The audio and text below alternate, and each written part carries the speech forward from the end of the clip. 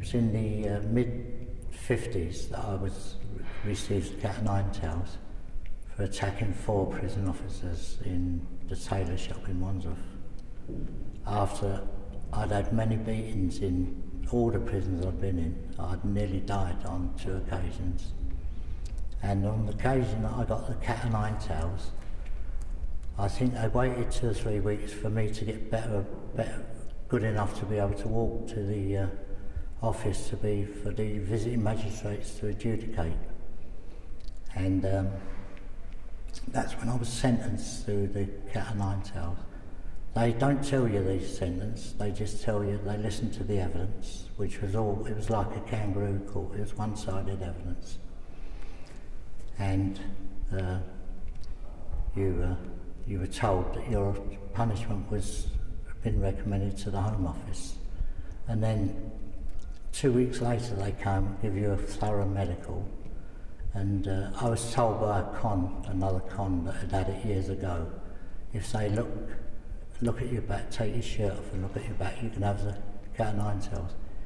If they take your strides down, you're going to have the birch. So I knew then I was going to have the cap. Well, I didn't know anything about the cat o' nine tails. I'd had the birch when I was in St Vincent's, so I knew what that was like, and it was quite, you know, it was pretty horrific, but nothing like the cat o' nine tails. And on the day that they come to tell me, that was when I was officially told I was going to be flogged. On that particular morning, about 12 prison officers opened my door and put a big jacket into me with tapes on, put that round you, and put the slippers on and follow us. And taken to the laundry, where there was you take to the back, the governor and the chief medical officer was there. And these words I always remember: take, with the least amount of violence, take this man's upper clothing off and put him on the frame.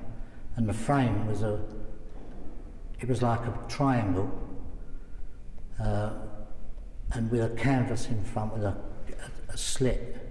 And you put your head in that slit, and they buckled your head down, so you could see that way, see in front of you.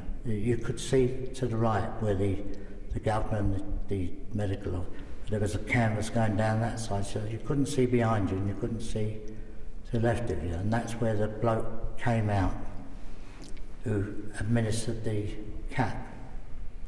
And so you don't know what's happening. They've already strapped a thing round your kidneys to protect your kidneys, and they put a felt thing round your neck. And so then there's no warning of anything. You hear the box. The first thing you saw, actually, when you walked in, you saw the frame, and next to it was a table, and there was a big square of lint with ointment on it, with tapes on it, and then there was these buckle belts that they put on you, and then there was this box which held the cat o' nine tails. And you heard the clips of that go, and you could hear the swishing of it. And the next thing was you got the first one.